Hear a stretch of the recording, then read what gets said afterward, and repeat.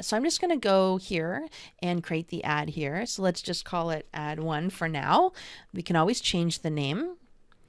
And I'm going to go through the components of an ad. And then what I'm going to do is I'm going to walk through what are some suggestions for you to create the most powerful type of ad possible. So when we start here, you choose the Facebook page. If you have a Instagram account that you've connected to your Facebook page, then it'll show up here. Otherwise, if you don't have an Instagram account, you can still advertise on Instagram. As you saw there, it'll just show your page as the Instagram account. Okay.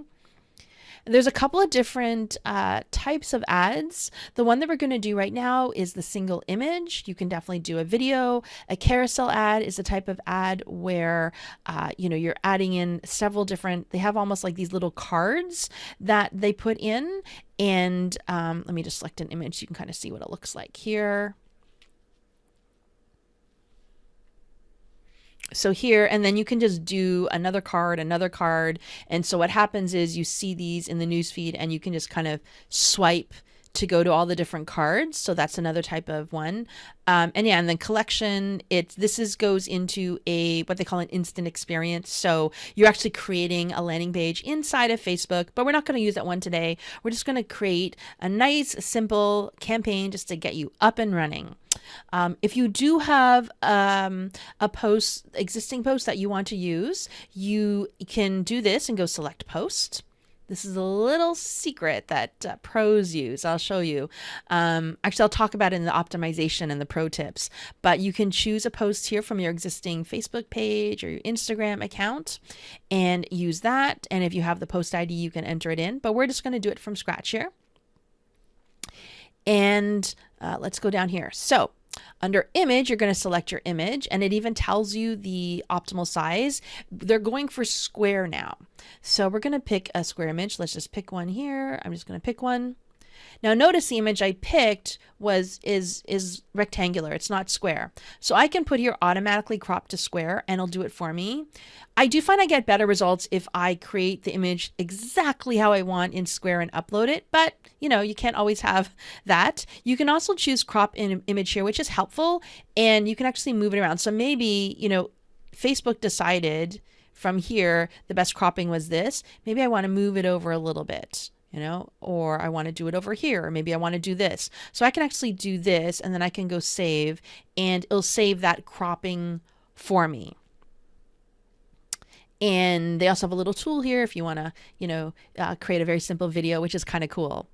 You can also, if you've chosen automatic placements or multiple placements, you can actually have other creative for different sections. So for example, Instagram stories behave differently. It's just a different animal. It's tall images. It tends to be, you don't see a lot of the text underneath there. So it's taking Facebook a bit longer to get this up.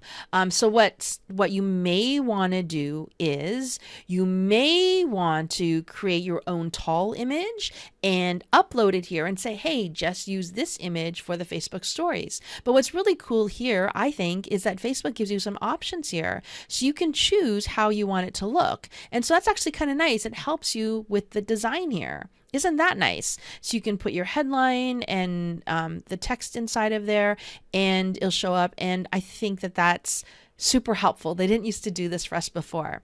So again, here you can put the headline in here. This buy me, or sorry, register now, or whatever, and I can put in the primary text here again, because when people see this in Instagram stories, they behave differently than in the newsfeed. So you can go in here and customize for each of the different placements.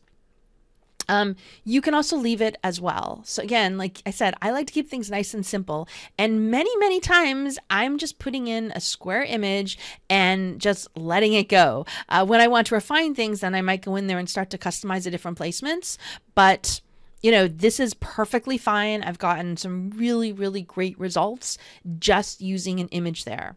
By the way, another thing you can do is that you can choose stock over here, and Facebook has a relationship with Shutterstock. So you can like if it's women eating, you can actually type in here and it's going to find images on Shutterstock for you, which you will not have to pay for. So I can just choose something here. Maybe I'm like, oh, let's choose that one. I'm going to choose that, and it's actually going to import it right into my ad for you. You see the Shutterstock watermark on there. It's not going to see that when once you publish it. So it'll just look like a regular picture, and you didn't have to pay for it, and so you can use it. So that's also really helpful. Over here, the primary text, this is where you put the main text of the ad. So, oh, we didn't have anything here, but whatever you want to put, you can put the text there. Here's where you can put the headline. Here's where you can put additional description here. This description doesn't show everywhere, so it just depends on the placement. Here's where you can put the landing page URL or the tracking link, whichever one you're going to put here. Always test your link, by the way. That's another trap to fall into. If you put up an ad that has a broken link, it's going to get disapproved right away. So make sure you test your link as well. And like I said, you can click preview URL here. You can, maybe I don't want it to have the HTTPS in front of it. I just want it to do this. So I can do that and it'll show up. And then I can also choose my buttons here. So it says learn more by default, but I have many different options over here.